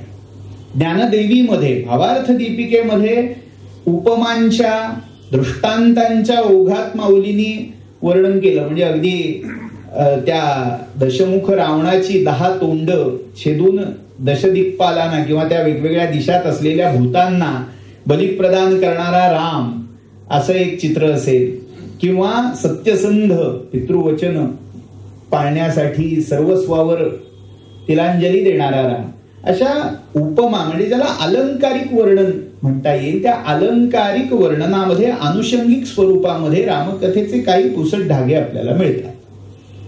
मी हे एवढ्यासाठी सांगितलं, जेव्हा आपण संत वाङ्मयाचा विचार करतोय, आधुनिक काळातले सवंग पद्धतीने अभ्यास करणारे संशोधक हे म्हणू शकतात की रामचरित्र हे एकनाथांनीच आणलं, आधी नव्हतं, म्हणून आपल्याला हे पुसट असलेले दुवे पुरावे ठळक ठेवावे लागतील. रामचरित्र माहिती होतं, गायलं जात होतं, पण पूर्ण प्रतिपाद्य रूपात असं रामचरित्र उपलब्ध वाङ्मयामध्ये नाथांचं आपल्याला पहिलं दिसतं. तर ज्ञानदेव किंवा चारी भावंडांच्या गाथांमधला हा आपण भाग पाहिला. आता त्याच्या पुढचा टप्पा आपल्याला किती वेळ आहे? 10 मिनिट आहे. आता ह्या संत परंपरेचा जो उगम आपण मानतो, बहिणाबाईंच्या उल्लेखाप्रमाणे ज्ञानदेवे रचिला पाया, ज्ञानदेवांनी याची मूळ मेढी रोवली आणि नामदेवांनी खांब, एकनाथांनी खांब दिला. तो आपण नाथांचा रामकथेचा भाग उद्या स्वतंत्र पद्धतीने पाहणार आहोत, त्यामुळे तिकडे आता न जाता या वारकरी संप्रदायातले जे अन्य काही संत कवी होऊन गेले त्यांचा विचार करणं क्रमप्राप्त आहे. मग ह्या टप्प्यामध्ये तुकोबांचा विचार आपल्याला करावा लागतो. तुकाराम महाराजांच्याही गाथेमध्ये रामकथेवर आधारित काही रचना आपल्याला आढळतात, पण नामदेव महाराजांच्या जशा क्रमशः अगदी सीताशुद्धीपर्यंत प्रसंग त्याच्यात येतील इतक्या अभंग रचना आहेत, तसं मात्र तुकाराम महाराजांच्या गाथ्यामध्ये एकसंध रामचरित्र दिसत नाही. काही काही पुसट अभंग आख्यान रूपामध्ये या रचना दिसतात. आता इथे दुसरा महत्वाचा मुद्दा आपल्याला अधोरेखित करून घ्यावा लागतो, तो म्हणजे आख्यान अभंग.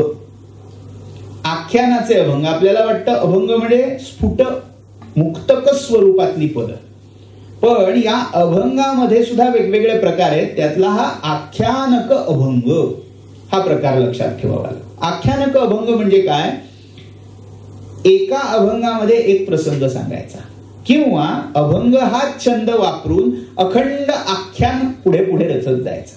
मग याच्यामध्ये दामयमकाची योजना विशेषतः केली जायची. दामयमक म्हणजे समर्थ रामदासांच्या वाङ्मयामध्ये प्राचुर्याने जे आढळतं, जिथे पहिल्या ओळीचा शेवटचा चरण आलेला असेल त्या चरणातला शेवटचा शब्द, अक्षर किंवा अख्खाच्या अख्खा चरण घेऊन पुढच्या ओळीची सुरुवात. आरंभी वंदिन अयोध्येचा राजा, भक्ताची या काजा, पावत असे महासंकटी निर्वाणी, रामनामवाणी उच्चारिता. उच्चारिता राम होय पापक्षय, पुण्याचा निश्चय पुण्यभूमी. पुण्यभूमी पुण्यवंतासी आठवे, पापिया नाठवे काही केल्या तुझे मन पालटेना, दास म्हणे जना सावधान. या प्रकारच्या रचना या गाथ्यामधून आपल्याला आख्यानक स्वरूपामध्ये वापरलेल्या दिसतात. म्हणजे अखंड आख्यान सांगण्यासाठी. मग आता ही आख्यानं कशासाठी रचली गेली? त्याचीही 3 प्रयोजनं माझ्या अंदाजाने होती. 3 प्रयोजनापैकी सगळ्यात पहिलं प्रयोजन म्हणजे आख्यानाची गेयता. ही आख्यानं जसं मी मगाशी सांगितलं कीर्तनामध्ये आळवली जात होती. कीर्तनामध्ये ही आख्यानं गेय स्वरूपात, आज जसं थोडं गाणं आणि थोडं निरूपण या स्वरूपात कीर्तन केलं जात होतं, तसं पूर्वीच्या काळी किंबहुना होत नव्हतं. तो एकदा उभा राहिला गाथा गायक, गाथिक असा शब्द वेदात आलेला आहे. हा गाथा म्हणणारा तो एक संद एका लयीत सुरू करायचा आणि आख्यान संपल्यावरच ते थांबायचं त्याचं.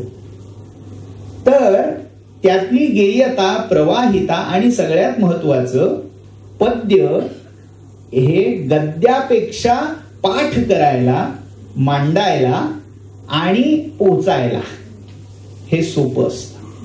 त्यामुळे आख्यानं ही आपल्याकडे गद्यात लिहिण्यापेक्षा पद्यात प्रत्येक कवीने रचली.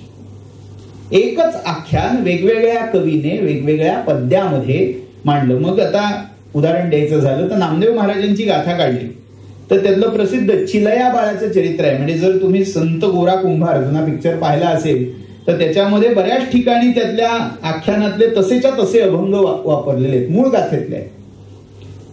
आता ते चिलया आख्यान नंतरच्या एखाद्या संत कवीच्या गाथ्यामध्ये आपण जेव्हा शोधतो तेव्हा प्रश्न हा पडतो, त्यांना नामदेवांचं माहिती नव्हतं का? तर नामदेवांचं माहिती होतं, उपलब्धही होतं, पण आपल्या भाषेत ते सांगणं हे गरजेचं होतं. म्हणजे बाबा वाक्यम प्रमाणन करण्यापेक्षा आपल्या शब्दात आत्ताच्या प्रकृत वर्तमान परिस्थितीला अनुलक्षून काय देता येईल त्यातनं हे लक्षात घेऊन त्यांची पुनर्मांडणी त्या काळात होत होती. त्यामुळे एकच आख्यान, एकच कथा वेगवेगळ्या कवींनी आपापल्या गाथ्यांमधून मांडलेली आपल्याला दिसते. तसं तुकाराम महाराजांनी रामकथेतले काही प्रसंग मांडले. आता या आख्यान कथांमध्ये, आख्यान अभंगामध्ये रामकथेचं वैशिष्ट्य काय? कारण आपला सगळा मूळ मुद्दा इथे रामकथा संत गाथांमध्ये, त्या रामकथेची त्रिविध स्वरूपामध्ये मांडणी झालेली आहे. सगळ्या संत गाथांचा, म्हणजे आत्तापुरतं आपण नामदेवांपासून तुकाराम महाराजांपर्यंत असं जरी म्हटलं तरी 3 स्वरूपामध्ये रामचरित्र मांडलेलं आपल्याला दिसेल. त्यातला पहिला जो सरळ सोट चरित्र सांगणं हा प्रकार आहे, की अथपासून इतिपर्यंत किंवा जे काही आख्यान छोटा भाग असेल तो सांगणं, या स्वरूपाचे अभंग आपल्याला गाथ्यामध्ये दिसतात. दुसरा जो प्रकार आहे तो रूपकात्मक पद्धतीने रामचरित्र सांगणं, त्याच्यावर समारोप त्याने आपल्याला करायचा आहे. म्हणजे काय? रामकथा सांगायची, पण ती रामकथा रामाचं चरित्र, रामाचा इतिहास म्हणून न सांगता त्यातनं काही आध्यात्मिक सिद्धांत समाजाला द्यायचे. रूपकात्मक शैलीतून सांगितलेलं रामचरित्र हा दुसरा प्रकार आहे. आणि तिसरा प्रकार हा खूप दुर्मिळ आहे, पण आढळतो म्हणून सांगतो, शकुनवंतीच्या रूपात चरित्र सांगायचं. आता हे शकुनवंती काय प्रकरण आहे? शकुनवंती म्हणजे जुन्या काळातली ही प्रथा होती, शकून पाहणं. ह्या परंपरेचा उल्लेख अगदी तुलसीदासांकडेही आपल्याला झालेला आढळतो. रामचरितमानस झालं, त्याच्यात कदाचित हा विषय मांडला गेला नाही माहीत, पण तो अभ्यास या दृष्टीने मांडतो. पुन्हा तुलसीदासांनी अनेक पद्धतीने रामचरित्र सांगितलं. जसं आपल्याला पुढे मोरोपंतांनी कसं केलं ते पाहायचंय, तसं तुलसीदासांचा हा छंद आहे वेगवेगळ्या पद्धतीने रामाचं चरित्र गायचं. त्यात रामाज्ञा प्रश्न म्हणून एका ग्रंथाची रचना तुलसीदासांनी केली. रामाज्ञा प्रश्न म्हणजे 7 सप्तकांमध्ये, म्हणजे 7 दोह्यांचा एक सप्तक, अशी 7 सप्तक, म्हणजे 7 49 प्रकरण. त्या 7 सप्तकांमध्ये रामाची पूर्ण कथा दोहाबद्ध स्वरूपात सांगितलेली. आता याचं शकुनाशी संबंध काय? तर आपल्या मनामध्ये प्रश्न धरायचा आपल्याला, म्हणजे अगदी लग्न होईल का, घोडा मिळेल का, शिकार मिळेल का, वगैरे वगैरे, इथपासून ते मला गुरु मिळतील का, मला मोक्ष मिळेल का, इथपर्यंत सगळे जे जे काही मानवी मनामध्ये प्रश्न समस्या उद्भवतात ते सगळे गृहीत धरायचे, कुठला जो असेल प्रश्नकर्त्याचा, आणि काही क्रिया म्हणजे मणी मोजून मोजून घ्यायचे. आणि त्यावरून एक पद्धत आहे, ती पद्धत वापरून त्या विशिष्ट सप्तकामधला जो दोहा येईल त्याच्यावरून शकून पाहायचा. त्याला ग्रंथ शकून असं म्हटलं जातं. ही फार प्राचीन पद्धत आहे, अगदी वैदिक काळामध्ये याचे उल्लेख आपल्याला मिळतात. हा जो ग्रंथ शकून होता त्यासाठी रामकथा. आता याचं अगदी अलीकडचं उदाहरणही आपल्याला माहिती आहे, आपल्याला ऐकण्यात असतं, पण आपण त्या दृष्टीने त्याचा कधी विचार केला नाही. एका हिंदी पिक्चर मधलं गाणं आहे, रामचंद्र कह गए सिया से ऐसा कलियुग आएगा. आठवलं? हे त्या शकुनवंतीतलं एक रूप आहे. शकुनवंतीमध्ये येणाऱ्या काळाचं भाकीत हे त्या दोहे, ओव्या किंवा पद्यामध्ये गायलं जातं. आणि त्यासाठी राम हनुमान, राम लक्ष्मण, राम सीता, राम शत्रुघ्न यांच्यातले संवाद तिथे वापरले जातात. म्हणजे पुन्हा ऍप्लाइड रामकथा. मुख्य रामकथेमध्ये तो प्रसंग होता की नाही हा प्रश्न विचारायचा नाही, पण तुमच्या मनातल्या प्रश्नाची उत्तरं देण्यासाठी त्या रामकथेतल्या व्यक्तिमत्वांचा, त्या व्यक्तिरेखांचा प्रयोग तिथे केलेला आहे. यातलं एक प्रसिद्ध उदाहरण म्हणजे राम सीता शकुनवंती, कृष्णदास नावाच्या कवीची प्रसिद्ध आहे.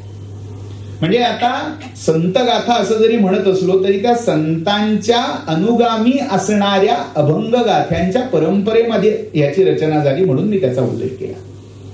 तुलसीदासांचं रामाज्ञा प्रश्न आहे, तर अशा अनेक रचना, म्हणजे आज तुम्ही कधी रेल्वे स्टेशनवर गेलात तर अशी छोटी छोटी पुस्तकं, प्रश्न तुमचा उत्तर रामरायाचे किंवा प्रश्न तुमचा उत्तर हनुमंताचे, हे त्या राम सीता शकुनवंती पद्धतीच्या ग्रंथांचे आलेले अपभ्रष्ट अवशेष आहे.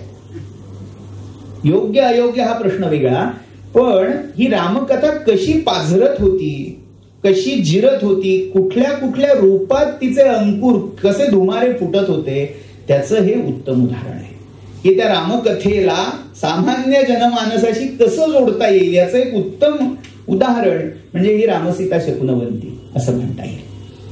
तर अशा 3 रूपामध्ये हे रामचरित्र मांडलं गेलं. आता मुख्य मुद्दा की रामचरित्र इतिहास म्हणून, शकुन म्हणून हे थोडं बाजूला ठेवूया आणि रूपक पद्धतीने कसं सांगितलं गेलं. अशा अनेक रचना आहेत. अगदी अलीकडच्या काळातली सगळ्यात प्रसिद्ध रचना संत पैस मगाशी मी सांगितला, वासुदेवानंद सरस्वती टेंबेस्वामी, त्यांच्या रचनामध्ये वेदांतपर रामायणम नावाचं संस्कृत पद आहे, ज्याच्यामध्ये राम कोण, सीता कोण, रावण कोण, त्याचा वध म्हणजे काय, हे सगळं वेदांतपर रूपक करून दाखवलेलं आहे.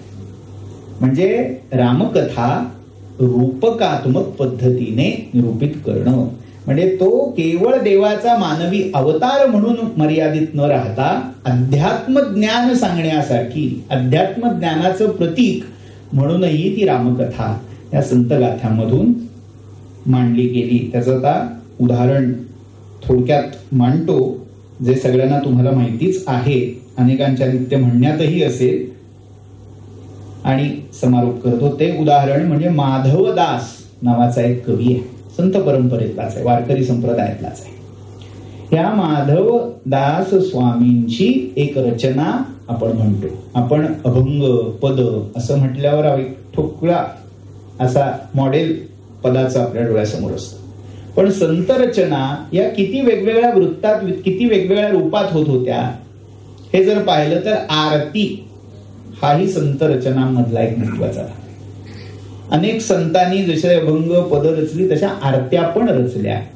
त्यातली ही आरती निजबोधा रामाची आरती. अनेक लोक रामाच्या मंदिरात, रामाच्या उत्सवात जात असतील तेव्हा ही अगदी ठळक म्हटली जाणारी आरती आहे. पण ही आरती म्हणजे रामकथेचं वेदांत रूपक म्हणूनच मांडली गेलेली आहे. तिथे राम हा दशरथाचा राम नाहीये. म्हणजे जसं मागे मी उल्लेख केला होता कबीरांच्या दोह्याचा, एक राम दशरथ का बेटा, एक राम घट घट में लेटा, एक राम यह जगत पसारा, एक राम इन सबसे न्यारा. असं मानवी रामापेक्षा आत्मा रामाकडे जाणार हे रामरूप. जयदेव जयदेव निजबोधा रामा, परमार्थे आरती सद्भावे आरती परिपूर्ण कामा. इथे राम नुसता शब्द येत नाही, निजबोध रूपी राम. म्हणजे त्या साधकाला जो आत्मबोध झाला, निज म्हणजे स्वतःच्या रूपाचा झालेला बोध म्हणजे झालेलं आत्मज्ञान म्हणजे राम आहे. म्हणजे तिथे परमात्मा राम नाहीये, स्वतःला स्वतःच झालेलं ज्ञान बोध म्हणून तिथे राम आलेला आहे. मग त्याची आरती कशी करायची तर परमार्थे आरती. त्याची आरती ओवाळणं म्हणजे परमार्थ करणं. सद्भावे आरती परिपूर्ण कामा, जो परिपूर्ण काम आहे, कामना मनात घेऊन आरती करायची नाहीये, तो परिपूर्ण काम आहे आणि मी परिपूर्ण काम आहे, अशा भावनेने ही आरती ओवाळली जाते. सुरुवात अशी केली, स्वस्वरूपोन्मुख बुद्धी वैदेही नेली. स्वस्वरूपोन्मुख म्हणजे स्वतःच्या स्वरूपाला उन्मुख झालेली. सुरुवातीला लाजली सीता स्वयंवराला, पाहुनी रघुनंदन सावळा. एक नायिका, प्रणयिनी, जी ठरलेला पण पूर्ण झालाय, आता त्याच्या श्याम सावळ्याच्या गळ्यात वरमाला नेऊन घालायचे म्हणून अधीर अशी झालेली, पण तितकीच सलज्ज. आता या सीतेला त्यांनी स्वस्वरूपोन्मुख बुद्धी करून टाकली. म्हणजे काय, उन्मुख होणं म्हणजे वर पाहणं. कोणी जिंकलं मला तर त्या निजबोध रूप रामाने मला जिंकलेला आहे. त्याच्या स्वरूपाकडे उन्मुख झालेली, अगदी सलज्ज पण वर डोळे करून अशी पाहणारी उन्मुख बुद्धी अशी वैदेही, स्वस्वरूपोन्मुख बुद्धी वैदेही नेली. आता तिथे सीता हे नाव वापरलं नाही. वैदेही, देही विदेहता, देहातीत होण्याची वृत्ती म्हणजे वैदेही. ही जी देहातीत स्वस्वरूपोन्मुख झालेली बुद्धी आहे, म्हणजे थोडक्यात आत्मज्ञानासाठी सिद्ध झालेली, स्वतःचा साक्षात्कार करून घेण्यासाठी आतुर झालेली जी वैदेही आहे, विदेह अवस्था आहे, ती पळवून नेली. कोणी? देहात्मकाभिधाने दशग्रीवे हरली. देहात्मक अभिमान, देह बुद्धी, देह म्हणजे मी, हा जो अभिमान आहे, आणि तो कसा आहे? दशग्रीव. तिथे रावण नाही म्हटलं, तिथे दशग्रीव म्हटलं. का? तर 10 इंद्रिय, 10 इंद्रियांच्या 10 वृत्ती, दश विषय प्रवृत्ती, या प्रवृत्तींच्या मुखानी जो देहाभिमान बळावलेला आहे, त्या देहाभिमानाने ती विदेही वृत्ती हरली, नेली. मग काय झालं? शब्दरूप मारुतीने सच्शुद्धी आणली. मारुती हा कोण आहे? शब्दरूप. आता शब्दरूप म्हणजे काय? आपल्याला वाटेल हा शब्द उच्चारला, नाही. शब्द म्हणजे सद्गुरूचा शब्द. त्याच्यासाठी आता वेदांत किंवा न्यायशास्त्राची चौकट आपल्याला माहिती असावी लागेल. वेदांतामध्ये शब्द नावाचं 4थं प्रमाण किंवा 6वं प्रमाण सांगितलंय. शाब्द प्रमाण म्हणजे काय?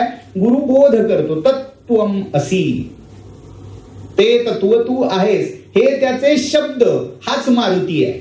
म्हणजे सद्गुरूंनी उच्चारलेला दिलेला आत्मोपदेश, त्या आत्मोपदेशाचा शब्द मारुती झालाय. आणि त्या गुरुच्या शब्दांनी शुद्ध आणली. म्हणजे काय? तिचा शोध लावला. माझी विदेहता कुठे हरवलीये, कुठे गेलीये? सामान्य साधकाला जो प्रश्न पडतो, मला देहाची, मला खूप छान वाटत होतं, पण एकदम डोकं जड झालं, अध्यात्म गळलं, छान आत्मबोध होता, पोटात भूक पडली, आग पडली, मी गेला अध्यात्म. तडी तापसी संन्यासी माध्यान्निशी तोंडवासी. का? कुठे गेली ती विदेहता? आधी अहम ब्रह्मास्मी म्हणत होता, पण आता ओ द्या ओ जरा भूक लागली असं का म्हणायला लागला? कारण त्या देहात्मक अभिमानाने पळवली. तर तिची शुद्धी म्हणजे तिचा शोध कोणी लावला? सद्गुरु शब्दरूपी मारुतीने तो लावला. तव चरणांबुजी येऊनी वार्ता श्रुत केली. निजबोध रूपराम, आत्मबोध रूपराम, त्याला त्या सद्गुरु रूप, सद्गुरूच्या शब्दरूप मारुतीने आणून तिची वार्ता ऐकवली. म्हणजे थोडक्यात तुझी विदेहता कुठे आहे तिचा पत्ता सांगितला, म्हणजे तिकडे जायला हरकत नाही. पुढे म्हणतात, उत्कट साधुनी शिळा सेतू बांधुनी, लिंग देह लंकापुर विध्वंसुनी. उत्कट शिळा साधुनी. आता हे शिळा साधणं, उत्कट म्हणजे काय? दगड आणले, सेतू बांधला, इतिहास माहितीये. पण इथल्या उत्कट शिळा म्हणजे साधनांच्या शिळा आहेत. कुठली साधनं?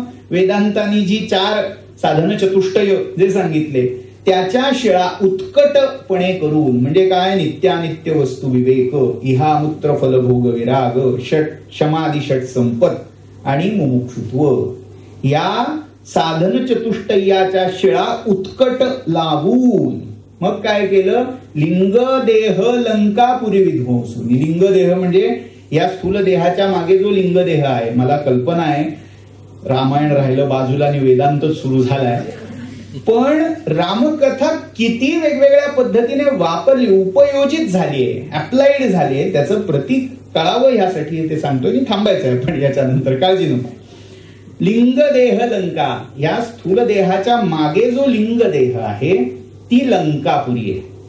स्थूल देह हा समुद्रासारखा आहे आणि त्या स्थूल देहाच्या म्हणजे समुद्राच्या पलीकडे तो लिंग देह म्हणजे लंकापुरी लपून सुरक्षित राहिलेली आहे. आता स्थूल देहाला या 4 साधनांचा सेतू बांधून सांधलं. आता पोचलो त्या लिंग देहापर्यंत. पुढे काय केलं? काम क्रोधाधिक राक्षस मर्दोनी. काम क्रोध हे सगळे त्या लिंग देहाच्या आजूबाजूला बसले होते, कसे आत जात आहे त्यांचं मर्दन करून देह अहम भाव रावण निवटोनी. देह अभिमान तो रावण आहे, तो निवटोनी, त्याला खलास करून. मग पुढे काय झालं? पुन्हा मूळ पदावर आणली. प्रथम सीता शुद्धी हनुमंत गेला. पहिलं कोणी काम हे केलं तर सद्गुरूच्या शब्दांनी हे पहिलं शोध लावला. लंका दहन करुनी अखया मारिला. प्रसंग कसे अगदी अचूक वेचलेत बघा. लंका दहन करुनी, लंका दहन केली म्हणजे काय, लिंगदेहामध्ये जी भावना होती मी हा लिंगदेह आहे त्याला जाळून टाकलं. आणि त्याचा जो रक्षक होता अखया, अक्षकुमार, अक्ष हा शब्द इंद्रियवाचक आहे.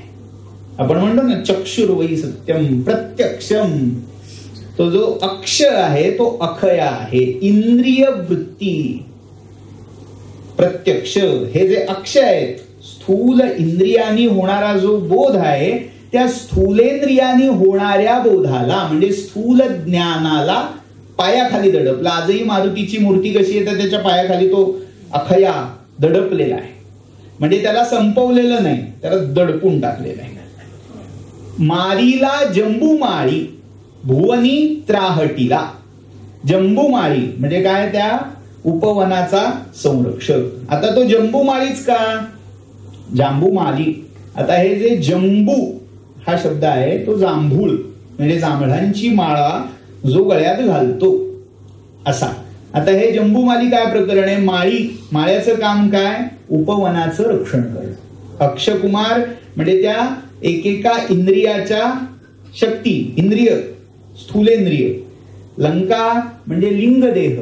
मग हा जंबूमाली म्हणजे त्याचा राखणदार कोण, तर त्यातला सगळ्यात महत्वाचा भाग म्हणजे प्रवृत्ती, प्रेरक. तो काय करतो, प्रेरणा जी असते ना ती प्रेरणा, उपवन उद्यान तयार करायला आतून प्रेरणा लागते की माझी बाग असावी, माझी आंब्याची फळं असावी, अमुक असावं. ही जी प्रेरणा आहे तो जांबूमाळी आहे. देहाभिमान वृत्ती, प्रेरणा, प्रवृत्ती त्या जांबूमाळीला भुवनी त्राहटीला फिरवून फिरवून हाणला. आनंदाची गुढी घेऊन आला. आनंदाची गुढी. आता इथे आनंद शब्द काय आहे तर आत्म्याची पहिली झलक मिळाल्यावर जो आनंद होतो त्याची गुढी म्हणजे त्याचं तोरण, ध्वज घेऊन आला. आता पुढे निज बळे निज शक्ती सोडविली सीता. सगळं मी सांगत बसत नाहीये, किमान अर्धा तास त्यात जाईल. म्हणून येणे झाले अयोध्ये रघुनाथा. आता ही अयोध्या कुठली आहे, देवानाम पुहू अयोध्या. अथर्ववेदामध्ये वर्णन आहे. देवांची पुरी अयोध्या म्हणजे त्या स्थूल सूक्ष्म कारण, त्या कारणाच्या पलीकडे जो महाकारण देह आहे त्या महाकारणाच्याही पलीकडे या चारही देहांनी जी निर्जित होऊ शकत नाही अशी आत्मरूपपुरी निजधाम, तिला अयोध्या म्हटलंय. तिथे तो रघुनाथ म्हणून पोहोचू शकला. चार देहांच्या पलीकडे तो निजबोध का पोहोचू शकला, कारण आधी ती विदेही वृत्ती सीता मारुतीने आणून त्याला भेटवली. आनंदे ओसंडे वैराग्य भरता, पुन्हा वैराग्य आलं. आरती घेऊन आली कौसल्या माता. अनाहत ध्वनी, अनाहत म्हणजे पुन्हा योगातला संदर्भ आला. गरजती अपार 18 पद्मे वानर करीती भुभकार. आता हे 18 पद्मे वानरांचा भुभुकार म्हणजे काय आहेत, 18 प्रकारचे ध्वनी जे समाधीच्या पूर्वावस्थेमध्ये धारणा जसजशी सिद्ध पक्की होत जाते तसतसे वेगवेगळ्या प्रकारचे ध्वनी किंवा नाद सांगितले. तो भुभुकार 18 पद्मे वानर करीती भुभकार.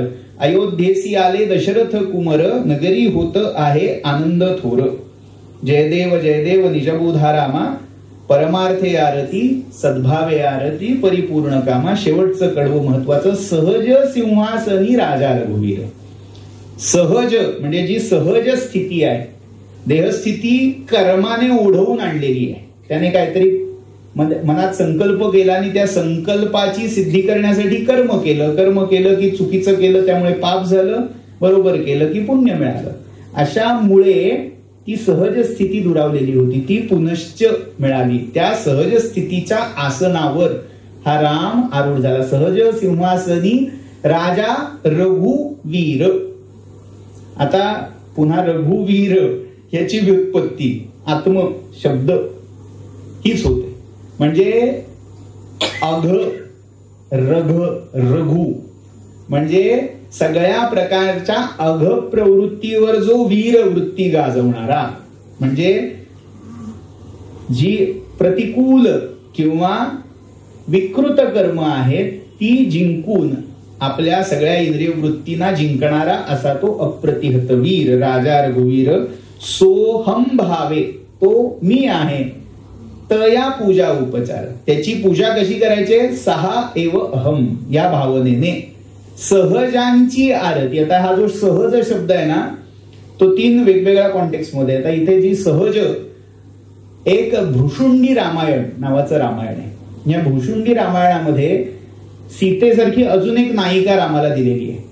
ही सहजा नावाची गोपी आहे जी रामावर आसक्त झालेली. ही सहजा म्हणजे आता लोकांना वाटेल एक्स्ट्रा मॅरिटल रामाचं अफेअर, तसं काही नाहीये. ती सहज स्थिती, आत्म्याची सहज स्थिती, जी विश्वोन्मुख स्थिती आहे ती सीता आहे, आणि आत्मस्थिती सहज स्थिती आहे ती सहज आहे.